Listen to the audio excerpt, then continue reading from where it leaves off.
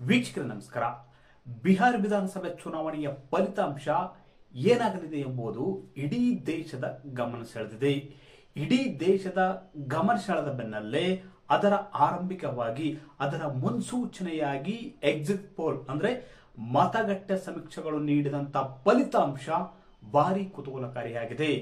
Operation Sindoor ನಡೆದ ಬಳಿಕ ಅದೇ ರೀತಿ ಡೆಲ್ಲಿ ಬಾಂಬ್ ಬ್ಲಾಸ್ಟ್ ನಡೆದ ಬಳಿಕ ನಡೆದಂತಹ ಎರಡನೇ ಹಂತದ ಮತದಾನ ಮಂಗಳವಾರ ಅಂತ್ಯವಾಗಿದೆ. ಅದೇ ರೀತಿ ಮಂಗಳವಾರ ಸಂಜೆಯಿಂದಲೇ ವಿವಿಧ ಮಾಧ್ಯಮ ಸಂಸ್ಥೆಗಳು ಮತಗಟ್ಟೆ ಸಮೀಕ್ಷೆಯನ್ನು ಪ್ರಕಟಿಸಿವೆ.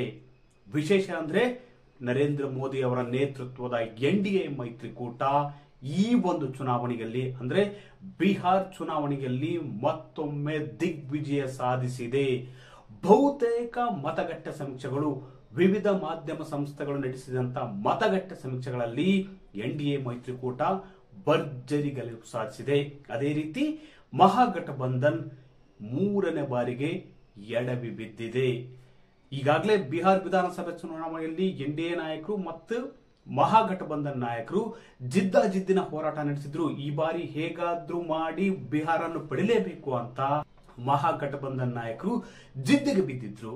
ಆದ್ರೆ ಅವರಿಗೆ ಈ ಒಂದು ಫಲಿತಾಂಶ ಗೆಲುವಿನ ಫಲಿತಾಂಶ ಸಿಕ್ಕಿಲ್ಲ ಎಂಬುದನ್ನು ಮತಗಟ್ಟೆ ಸಮೀಕ್ಷೆಗಳು ಹೇಳುತ್ತಿವೆ. ಹಾಗಾದ್ರೆ ಎನ್ಡಿಎ ಮೈತ್ರಿಕೂಟ ಎಷ್ಟು ಸ್ಥಾನಗಳಲ್ಲಿ ಗೆಲ್ಲಲಿದೆ, ಹಾಗೆ ಮಹಾಗಠಬಂಧನ್ಗೆ ಮತಗಟ್ಟೆ ಸಮೀಕ್ಷೆಯಲ್ಲಿ ಸಿಕ್ಕಂತ ಸ್ಥಾನಗಳೆಷ್ಟು, ಅದೇ ರೀತಿ ಬಿಹಾರ್ ವಿಧಾನಸಭೆ ಚುನಾವಣೆಯ ಫಲಿತಾಂಶ ಕರ್ನಾಟಕ ರಾಜ್ಯ ರಾಜಕಾರಣದ ಮೇಲೆ ಬೀರುತ್ತಾ?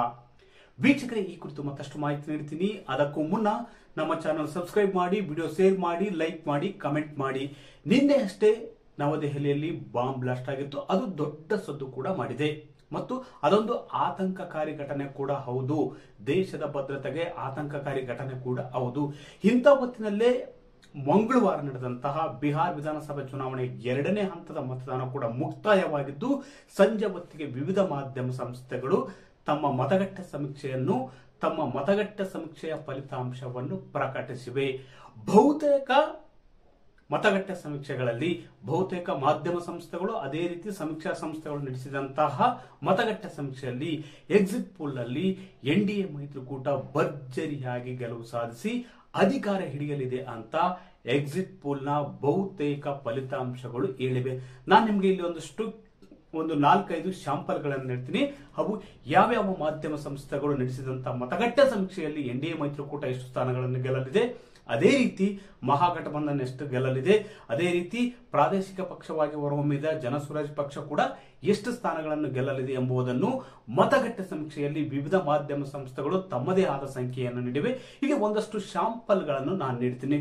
ಮೊದಲನೇದಾಗಿ ಪೀಪಲ್ಸ್ ಪಲ್ಸ್ ಮತಗಟ್ಟೆ ಸಮೀಕ್ಷೆ, ಅದೇ ರೀತಿ ಟೈಮ್ಸ್ ನೌ, ಅದೇ ರೀತಿ ಮ್ಯಾಟ್ರಿಜ್ ಮತಗಟ್ಟೆ ಸಮೀಕ್ಷೆ, ಅದೇ ರೀತಿ ದೈನಿಕ್ ಭಾಸ್ಕರ್, ಹಾಗೆ ಪೀಪಲ್ ಪಲ್ಸ್ ಇನ್ಸೈಟ್ ಕೂಡ ತಮ್ಮ ಮತಗಟ್ಟೆ ಸಮೀಕ್ಷೆಯಲ್ಲಿ ಬಹುತೇಕ ಪ್ರಮುಖವಾಗಿ ಈ 5 ಮಾಧ್ಯಮ ಸಂಸ್ಥೆಗಳ ಮತಗಟ್ಟೆ ಸಮೀಕ್ಷೆಯಲ್ಲಿ ಎನ್ಡಿಎ ಮೈತ್ರಿಕೂಟ ಭರ್ಜರಿ ಗೆಲುವನ್ನು ಸಾಧಿಸಿದೆ. ಮೊದಲನೇದಾಗಿ ನಾನು ಹೇಳ್ತೀನಿ, ಪೀಪಲ್ಸ್ ಪಲ್ಸ್ ಮತಗಟ್ಟೆ ಸಮೀಕ್ಷೆಯಲ್ಲಿ ಎನ್ಡಿಎ ಮೈತ್ರಿಕೂಟ 133ರಿಂದ 159, ಅದೇ ರೀತಿ ಮಹಾಗಠಬಂಧನ್ 75 ಸ್ಥಾನಗಳಿಂದ 101 ಸ್ಥಾನಗಳು, ಹಾಗೆ ಜನಸುರಾಜ್ ಪಾರ್ಟಿ 5 ಸ್ಥಾನ ಹಾಗೂ ಇತರೆ 2ರಿಂದ 8 ಸ್ಥಾನಗಳನ್ನು ಗೆಲ್ಲಲಿದೆ ಅಂತ ಪೀಪಲ್ಸ್ ಪಲ್ಸ್ ಮತಗಟ್ಟೆ ಸಮೀಕ್ಷೆ ತನ್ನ ಫಲಿತಾಂಶದಲ್ಲಿ ತಿಳಿಸಿದೆ. ಅದೇ ರೀತಿ ಟೈಮ್ಸ್ ನಾವು ಕೂಡ ಮತಗಟ್ಟೆ ಸಮೀಕ್ಷಾ ಫಲಿತಾಂಶ ಪ್ರಕಟಿಸಿದ್ದು, ಟೈಮ್ಸ್ ನಾವು ಪ್ರಕಾರ ಎನ್ಡಿಎ 135ರಿಂದ 150, ಮಹಾಗಠಬಂಧನ್ 88ರಿಂದ 100, ಅದೇ ರೀತಿ ಜನಸುರಾಜ್ ಪಾರ್ಟಿ 1 ಸ್ಥಾನವನ್ನು ಗೆಲ್ಲಲಿದೆ ಅಂತ ಟೈಮ್ಸ್ ನಾವು ತನ್ನ ಮತಗಟ್ಟೆ ಸಮೀಕ್ಷೆಯಲ್ಲಿ ಹೇಳಿದೆ.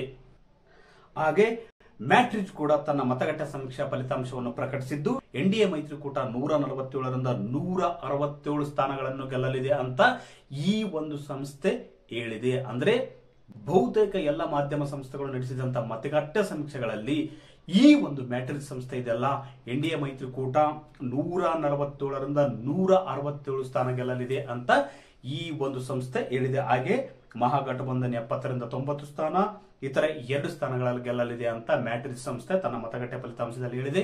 ಅದೇ ರೀತಿ ದೈನಿಕ್ ಭಾಸ್ಕರ್ ಎನ್ಡಿಎ ಮೈತ್ರಿಕೂಟ 145ರಿಂದ 160, ಮಹಾಗಠಬಂಧನ್ 73ರಿಂದ 91, ಅದೇ ಇತರೆ ಪಕ್ಷಗಳು 5ರಿಂದ 7 ಸ್ಥಾನಗಳನ್ನು ಗೆಲ್ಲಲಿದೆ ಅಂತ ಹೇಳಿದೆ. ಅದೇ ರೀತಿ ಪೀಪಲ್ಸ್ ಪಲ್ಸ್ ಇನ್ಸೈಟ್ ಸಂಸ್ಥೆ 133ರಿಂದ 148 ಎನ್ಡಿಎ ಮೈತ್ರಿಕೂಟ, ಹಾಗೆ 87ರಿಂದ 102 ಮಹಾಗಠಬಂಧನ್ ತನ್ನ ಸ್ಥಾನಗಳನ್ನು ಗೆಲ್ಲಲಿದೆ. ಜೆಎಸ್ಪಿ ಅಂದ್ರೆ ಜನ ಸುರಾಜ್ ಪಾರ್ಟಿ 2 ಸ್ಥಾನ, ಇತರೆ 3ರಿಂದ 6 ಸ್ಥಾನಗಳನ್ನು ಗೆಲ್ಲಲಿದೆ ಅಂತ ಈ ಒಂದು ಸಮೀಕ್ಷೆ ತನ್ನ ಮತಗಟ್ಟ ಫಲಿತಾಂಶದಲ್ಲಿ ತಿಳಿಸಿದೆ. ಒಟ್ಟಾರೆಯಾಗಿ ಬಹುತೇಕ ಮಾಧ್ಯಮ ಸಂಸ್ಥೆಗಳು ಅದೇ ರೀತಿ ಸಮೀಕ್ಷಾ ಸಂಸ್ಥೆಗಳು ನಡೆಸಿದಂತಹ ಮತಗಟ್ಟ ಸಮೀಕ್ಷೆಯಲ್ಲಿ ಎಕ್ಸಿಟ್ ಪೋಲ್ ನಲ್ಲಿ ಬಿಹಾರ ವಿಧಾನಸಭೆ ಚುನಾವಣೆಯಲ್ಲಿ ಎನ್ಡಿಎ ಮೈತ್ರಿಕೂಟ ಅತಿದೊಡ್ಡ ಪಕ್ಷವಾಗಿ ಹೊರಹೊಮ್ಮಲಿದೆ. ಅದೇ ರೀತಿ ಭರ್ಜರಿಯಾಗಿ ಗೆಲುವು ಸಾಧಿಸಿ ಅಧಿಕಾರವನ್ನು ಮತ್ತೊಮ್ಮೆ ಹಿಡಿಯಲಿದೆ ಅಂತ ಈ ಬಹುತೇಕ ಸಮೀಕ್ಷಾ ಸಂಸ್ಥೆಗಳು ಮತ್ತು ಮಾಧ್ಯಮ ಸಂಸ್ಥೆಗಳು ತಮ್ಮ ಮತಗಟ್ಟ ಸಮೀಕ್ಷಾ ಫಲಿತಾಂಶದಲ್ಲಿ ತಿಳಿಸಿವೆ.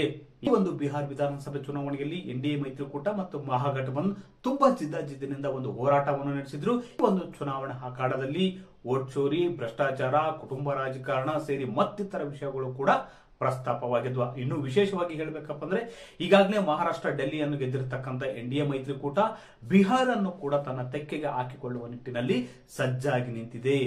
ಇನ್ನೂ ವಿಶೇಷವಾಗಿ ಹೇಳಬೇಕಂದ್ರೆ ಆಪರೇಷನ್ ಸಿಂಧೂರ್ ನಡೆದ ಬಳಿಕ ನಡೆಯತಕ್ಕಂಥ ಮೊದಲ ಚುನಾವಣೆಯಲ್ಲಿ ಬಿಜೆಪಿ ಎನ್ಡಿಎ ಮೈತ್ರಿಕೂಟ ಬಿಹಾರನ್ನು ತನ್ನ ವಶಕ್ಕೆ ತೆಗೆದುಕೊಳ್ಳಲು ಸಿದ್ಧವಾಗಿದೆ.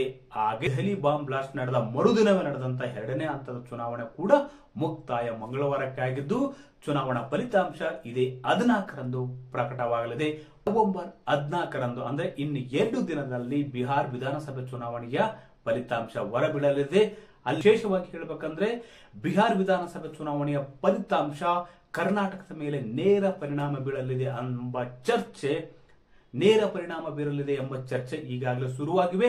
ಯಾಕಂದ್ರೆ ನವೆಂಬರ್ 15 ಅಥವಾ 20ರ ಹೊತ್ತಿಗೆ ಕರ್ನಾಟಕದಲ್ಲಿ ಕಾಂಗ್ರೆಸ್ ಸರ್ಕಾರ ಬಂದು 2.5 ವರ್ಷ ಆಗುತ್ತೆ. ಅದೇ ರೀತಿ ಅಧಿಕಾರ ಹಸ್ತಾಂತರ ವಿಚಾರ ಕೂಡ ಈಗಾಗಲೇ ಭುಗಿಲೆದ್ದಿದೆ. ಒಂದು ವೇಳೆ ಬಿಹಾರದಲ್ಲಿ ಮಹಾಗಠಬಂಧನ್ ಕಾಂಗ್ರೆಸ್ ಸೋಲನ್ನು ಅನುಭವಿಸಿದ್ರೆ ಬಹುತೇಕ ಕರ್ನಾಟಕದಲ್ಲಿ ರಾಜಕೀಯ ಚಟುವಟಿಕೆಗಳು ಗರಿಗೆದರುವ ಸಾಧ್ಯತೆ ಹೆಚ್ಚು. ಅದೇ ರೀತಿ ಅಧಿಕಾರ ಹಸ್ತಾಂತರದ ಕುರಿತು ಚಟುವಟಿಕೆಗಳು, ಚರ್ಚೆಗಳು ದೆಹಲಿ ಮಟ್ಟದಲ್ಲಿ ಕೂಡ ಸದ್ದು ಮಾಡುವುದಂತೂ ಗ್ಯಾರಂಟಿ. ವೀಕ್ಷಕರೇ, ಈ ಮಾಹಿತಿ ನಿಮಗೆ ಇಷ್ಟವಾದಲ್ಲಿ ವಿಡಿಯೋ ಶೇರ್ ಮಾಡಿ, ಲೈಕ್ ಮಾಡಿ, ಕಮೆಂಟ್ ಮಾಡಿ.